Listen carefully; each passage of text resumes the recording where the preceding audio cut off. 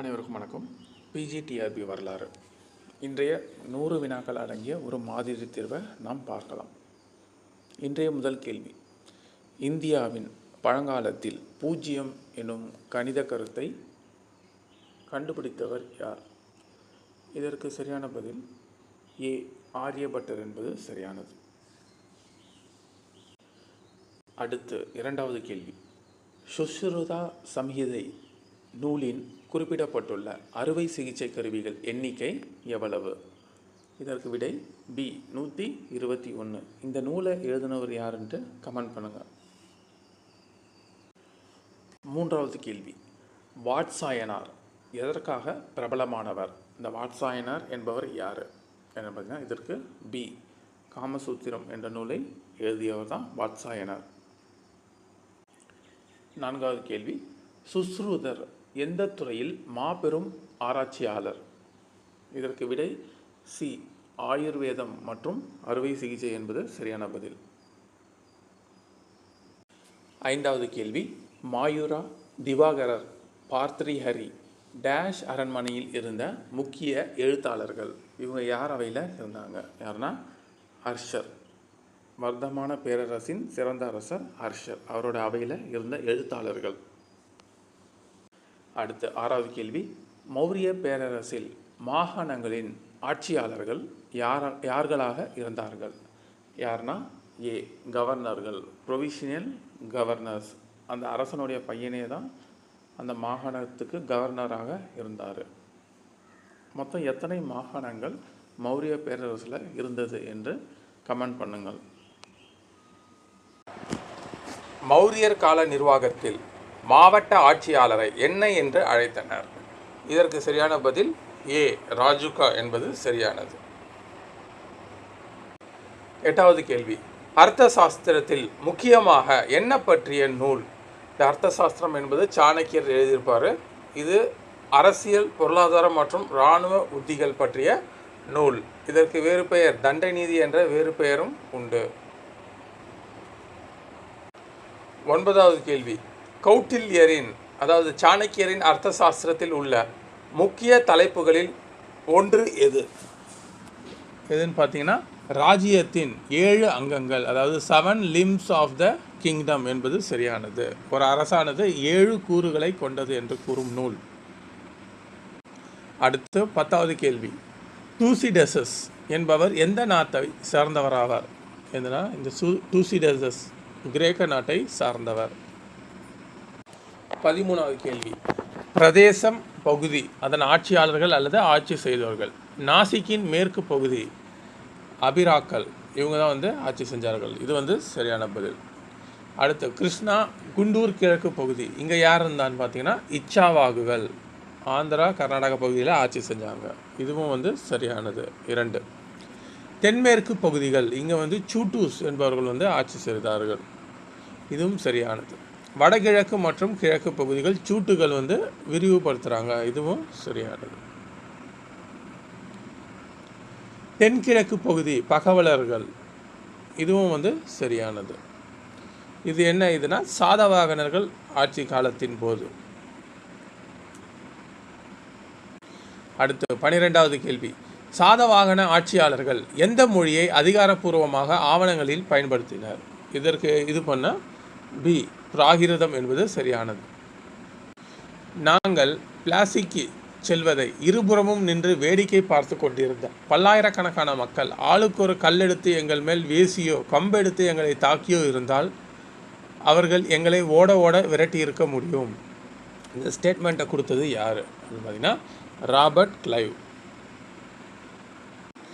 14வது கேள்வி, Spanish armada இங்கிலாந்தை ஆக்கிரமிக்க முயன்றது மற்றும் டேஷில் தொடர்ச்சியான போர்களில் ஆங்கில அரச கடற்படையால் தோற்கடிக்கப்பட்டது.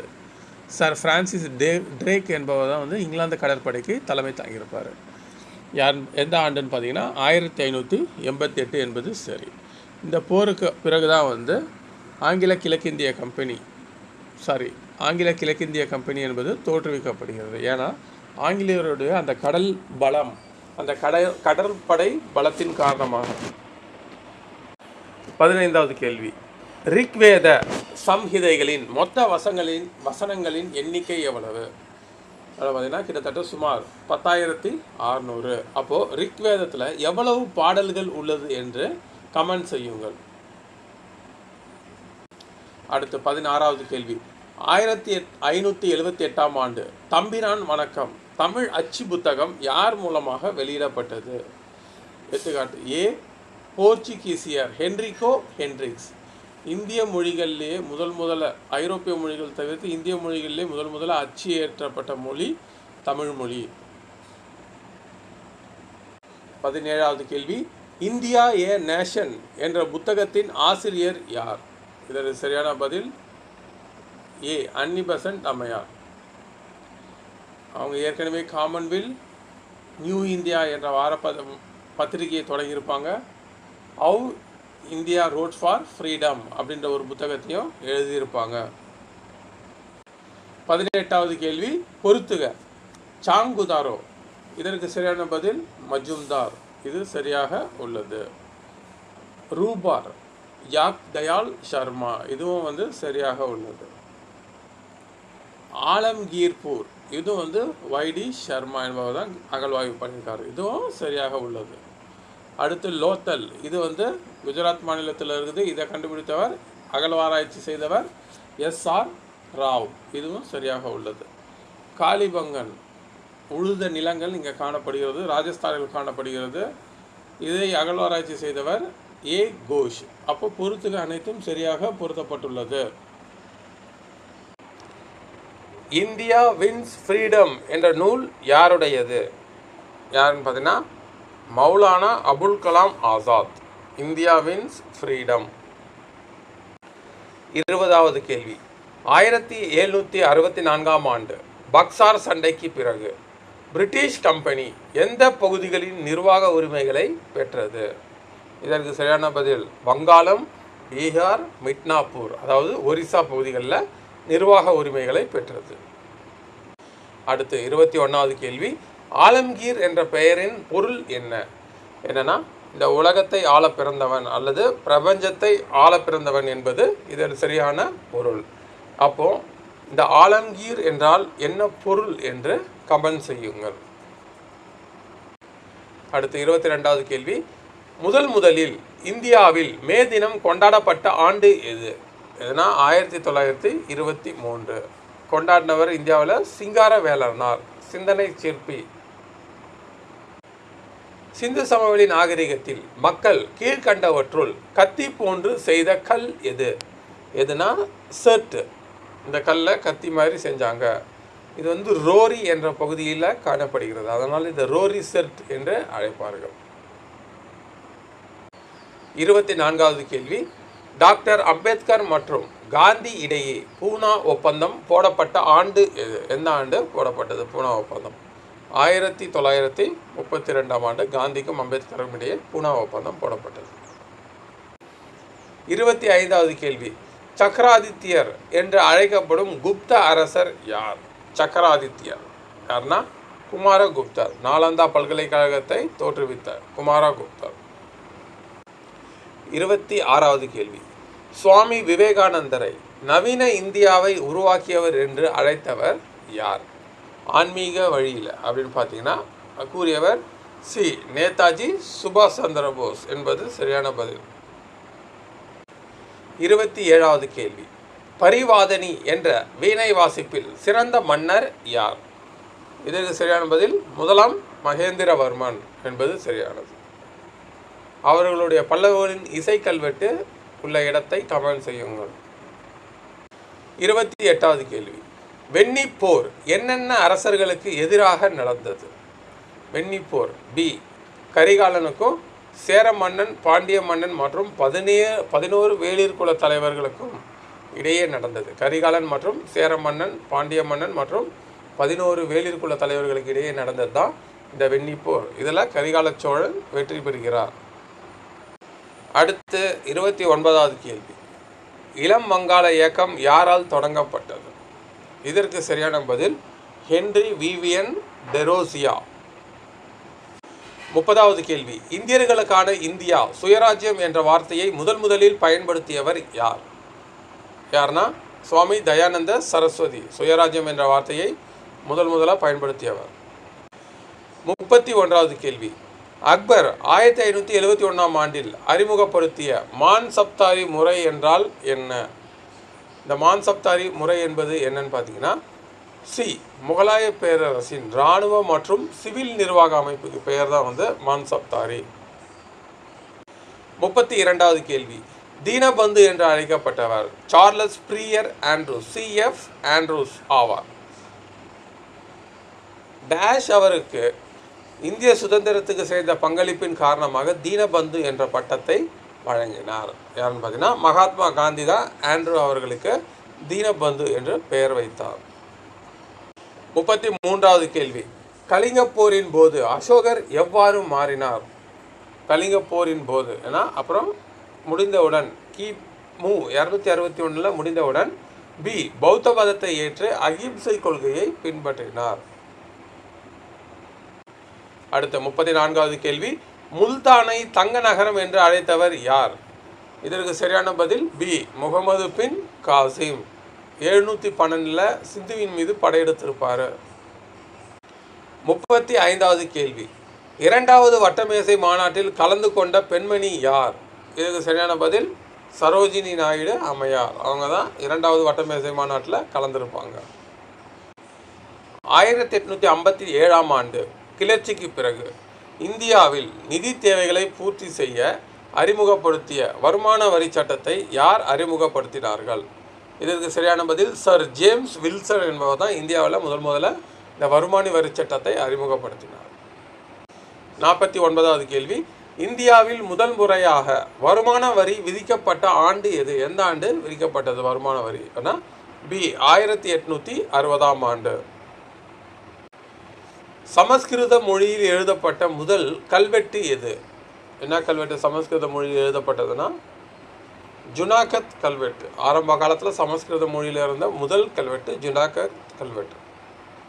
51வது கேள்வி, குவாலியர் கல்வெட்டு யாருடையது? யாருன்னா போஜாராஜன் என்பவருடையது குவாலியர் கல்வெட்டு. 52வது கேள்வி, காங்கிரசின் முதல் தமிழக தலைவர் விஜயராகவாச்சாரியார் எந்த மாநாட்டிற்கு தலைவராக இருந்தார்? இதற்கு சரியான பதில் நாக்பூர் காங்கிரஸ் மாநாடு 1920.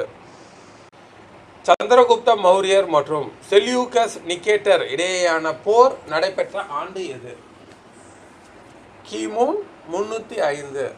இதில் செல்யூகஸ் நிகேட்டர் தோல்வியடைகிறார், சந்திரகுப்த மௌரியர் வெற்றி பெற்றார். செல்யூகஸ் நிகேட்டரின் மகளை ஹெலனை திருமணம் செய்து கொண்டார். அதற்கு பதிலாக 500 போர் யானைகளை பரிசளித்தார். அந்த வடமேற்கு பகுதிகளை எல்லாம் சந்திரகுப்த மௌரியர் தன்னுடைய நாட்டுடன் இணைத்து கொண்டார். 54வது கேள்வி, கீழ்கண்டவர்களுள் யார் பிந்துசாரர் இரு கடல்களுக்கு இடையே 16 நாடுகளை வென்றதாக குறிப்புகள் காணப்படுகின்றன? யார் சொல்லியிருக்கிறான்னா தாராநாத். இவர் தான் இந்த கூற்றை சொல்லியிருக்கிறார். எந்த ஆண்டு வரை மாநில பட்டியலில் இருந்த கல்வி பொது பட்டியலுக்கு மாறியது? இதற்கு சரியான பதில் 1976. 58வது கேள்வி, இந்தியா குடிகாரர்களின் நாடாக இருப்பதை விட ஏழை நாடாக இருப்பதை மேல் என்று கூறியவர் யார்? யார்னா மகாத்மா காந்தியடிகள். 59வது கேள்வி, JC குமரப்பா அவர்களை பச்சை காந்தி என்று சிறப்பித்தவர் யார்? யார் பார்த்தீங்கன்னா ராமச்சந்திர குகா என்ற வரலாற்று ஆசிரியர். பொறுத்துக, இது ஆங்கிலேயர்களின் வணிக காலம். வணிக மூலதன காலம் 1757 1813 வரை, இது சரியாக உள்ளது. தொழில் மூலதன காலம் 1813 முதல் 1858 வரை, இதுவும் சரியாக உள்ளது.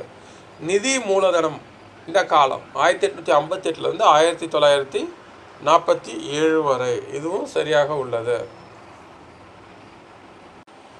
சௌரி சௌரா வழக்கில் 172 விவசாயிகளுக்கு மரண தண்டனை விதித்த நீதிபதி யார்? யார்னா நீதிபதி H.E.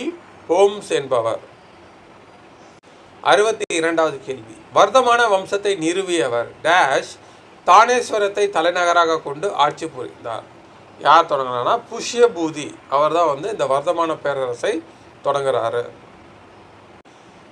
63வது கேள்வி, அவலோகிதேஸ்வர போதிசத்துவரின் அறிவுரைப்படி ராஜ்புத்திரர், சிலாதித்யா ஆகிய பட்டத்துடன் அரியணை ஏறியவர் யார்? இதற்கு சரியான பதில் ஹர்ஷர். 64வது கேள்வி, காமரூபம் என்று அழைக்கப்படும் தற்போதைய இந்திய பகுதி எது?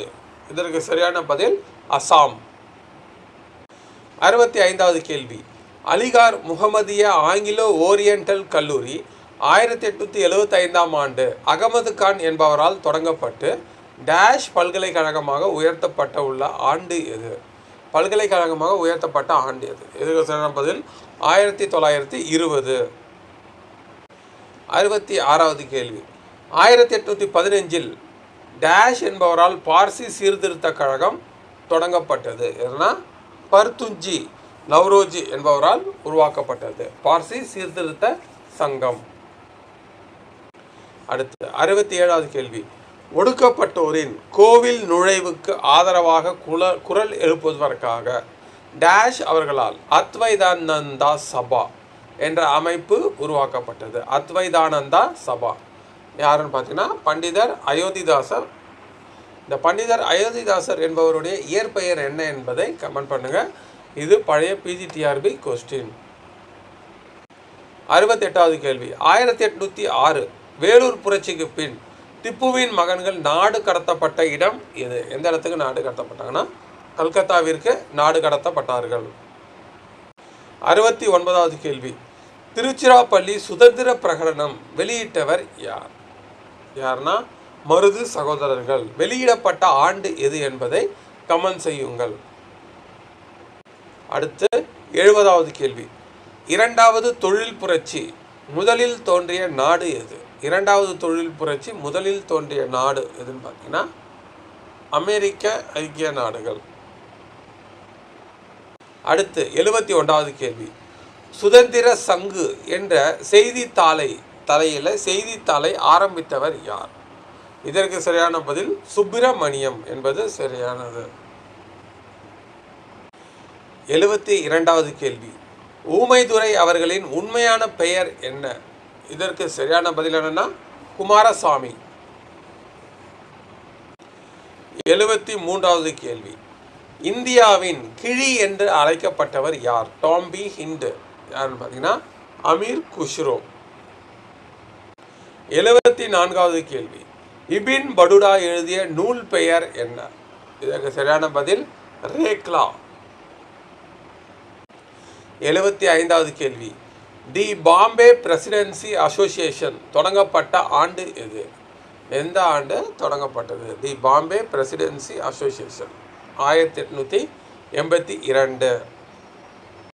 76வது கேள்வி, காவிய தரிசனம் என்ற நூலின் ஆசிரியர் யார்? இதற்கு சரியான பதில் தண்டீன் என்பது சரியானது. 77வது கேள்வி, கார்கில் விஜய் திவாஸ் கொண்டாடப்படும் நாள் எது? கார்கில் அப்படின்னு பார்த்தீங்கன்னா ஜூலை 26. 78 கீழ்கண்ட சீக்கியர்களில் அவுரங்கசீப்பினால் கொலை தண்டனை விதிக்கப்பட்டவர் யார்? யாருன்னா குரு தேஜ் பகதூர் என்பது சரியானது. குரு தேஜ் பகதூர். 79வது கேள்வி, முதலில் வெள்ளி நாணயத்தை வெளியிட்ட குப்த அரசர் யார்? இதற்கு சரியான பதில் 2ஆம் சந்திரகுப்தர். 80வது கேள்வி, காஷ்மீருக்கு முன்பு தனியாக விதி 370 தனி அரசியல் அமைப்பில் உருவாக்கி தந்தது யார்? யாருன்னா அரசு நிறுவிய அரசியல் அமைப்பு நிர்ணய சபை. இந்த 370 தற்போது ஒழிக்கப்பட்டு விட்டது. எந்த ஆண்டு என்று கமெண்ட் பண்ணுங்கள். 370 ஆர்டிக்கல். 81வது கேள்வி, சர்வதேச மனித உரிமைகள் தினம் கொண்டாடப்படுவது எப்பொழுது? டிசம்பர் 10. 82வது கேள்வி, இருநாடு கொள்கையை முதலில் கொண்டு வந்தவர் யார்? இந்த இருநாட்டு கொள்கையை முதலாக கொண்டு வந்தவர் யார்? இதற்கு சரியான பதில் வசீர் ஹாசன் என்பது சரியான பதில். இருநாட்டு கொள்கையை முதலாக கொண்டு வந்தது. 83வது கேள்வி, ஐக்கிய நாடுகள் சபையில் இந்தியா இணைந்த ஆண்டு எது? எந்த ஆண்டு? 1945. எந்த தேதி என்று நீங்கள் கமெண்ட் செய்யுங்கள். 84வது கேள்வி, மெட்ராஸ் டைம்ஸ் என்ற பத்திரிகையின் ஆசிரியர் யார்னா வில்லியம் டிக்பை என்பது சரியான பதில். 85வது கேள்வி, உலகை தடுமாற செய்யும் பிரச்சனைகளை இந்திய மனப்பான்மையுடன் இந்திய நிலைப்பாட்டில் தீர்த்து வைப்பதாகும். இது யாருடைய கூற்று? இதற்கு சரியான பதில் அரவிந்த கோஷ் என்பது சரியானது. அடுத்து 86, சென்னை வாசிகள் சங்கம் என்ற அமைப்பை கஜுலு லக்ஷ்மி நரசு செட்டி உருவாக்கிய ஆண்டு எது? 1852 பிப்ரவரி 26 இந்த சங்கத்தை உருவாக்குறாங்க. 1923 காந்தியடிகள் தலைமையில் நடைபெற்ற ஒரே காங்கிரஸ் மாநாடு எது? காந்தியடிகள் தலைமையில் நடைபெற்றது பெல்காம் காங்கிரஸ் மாநாடு. 88வது கேள்வி, ரவீந்திரநாத் தாகூர் தன்னுடைய நைட்ஹுட் பட்டத்தை துறக்க காரணமான நிகழ்வு எது? எதனால் தன்னுடைய அந்த நைட்ஹுட் பட்டத்தை துறக்கிறார் அப்படின்னு பார்த்தீங்கன்னா ஜாலியன் வாலாபாக் படுகொலை நிகழ்வின் காரணமாக. 89வது கேள்வி, 1826 அரப்பாவிற்கு சென்று அங்கே இடிபாடுகள் சிலவற்றை தன்னுடைய நூலில் குறிப்பிட்டு காட்டியவர் யார்? முதல்ல சென்றவர் யார்? Charles Mason. அடுத்து 90வது கேள்வி, 16 மகாஜனபதங்களில் பெயர் பட்டியல் காணப்படும் பௌத்த சமய நூல் எது? எதில் காணப்படுகிறதுனா அங்குதார நிகாயம் என்ற நூலில் காணப்படுகிறது. 16 மகாஜனபதங்களின் பெயர் அங்குதார நிகாயம். 91வது கேள்வி, வேதங்களை நோக்கிச் செல் என்று கூறிய சுவாமி தயானந்த சரஸ்வதி அவர்களின் இயற்பெயர் என்ன? பார்த்தீங்கன்னா மூல் சங்கர். 92வது கேள்வி, பர்தொலி சத்தியாகிரகத்துக்கு பிறகு யார் சர்தார் என்ற பெயரை வல்லபாய் பட்டேலுக்கு வழங்கினார்? இதற்கு சரியான பதில் மகாத்மா காந்தியடிகள். 93வது கேள்வி, மகாநாமா என்பது யாருடைய பட்டப்பெயர்? எதுனா மதன் மோகன் மாளவியா அவருடைய பட்டப்பெயர் தான் மகாநாமா. 94வது கேள்வி, நவீன வங்காள உரைநடையின் தந்தை என்று அழைக்கப்படுபவர் யார்? பார்த்தீங்கன்னா இதற்கு சரியான பதில் ஈஸ்வர சந்திர வித்யாசாகர் என்பது சரியானது. 95வது கேள்வி, புத்த சமயம் இந்தியாவில் இருந்து எந்த நாட்டிற்கு முதலாவதாக பரவியது? இலங்கை. அசோகர் தான் தன்னுடைய மகன் மகேந்திரனையும் சங்கமித்ராவையும் அனுப்பியிருப்பார் இலங்கைக்கு புத்த சமயத்தை பரப்புவதற்காக. 96வது கேள்வி, வராகன் என்பது எந்த பேரரசின் தங்க நாணயமாகும்? எதுனா விஜயநகர பேரரசு அவர்களுடைய தங்க நாணயத்தின் பெயர் தான் வராகன். 97வது கேள்வி, நீதி கட்சியின் சார்பாக வட்டமேசை மாநாட்டில் கலந்து கொண்டவர் யார்? இதற்கு சரியான பதில் என்னன்னு பார்த்தீங்கன்னா பன்னீர்செல்வம் என்பது சரியானது. விஜயநகர ஆட்சியின் கீழ் இளவரசரின் முடிசூட்டல் எவ்வாறு அழைக்கப்பட்டது? என யுவராஜா பட்டாபிஷேகம் என்பது இதற்கு சரியான பதில். 99வது கேள்வி, டெல்லி சுல்தானியத்தின் இல்துமிஷ் கொண்டு வந்த நில விநியோக முறை எவ்வாறு அழைக்கப்பட்டது? இது இக்தாதார் முறை அல்லது முக்தி முறை என்று அழைக்கப்பட்டது. அடுத்து 100வது கேள்வி, 2 உலகிற்கு அரசன் என்று அழைக்கப்பட்டவர் யார்? இதற்கு சரியான பதில் துண்டாஜி வாக் என்பது சரியானது. நன்றி.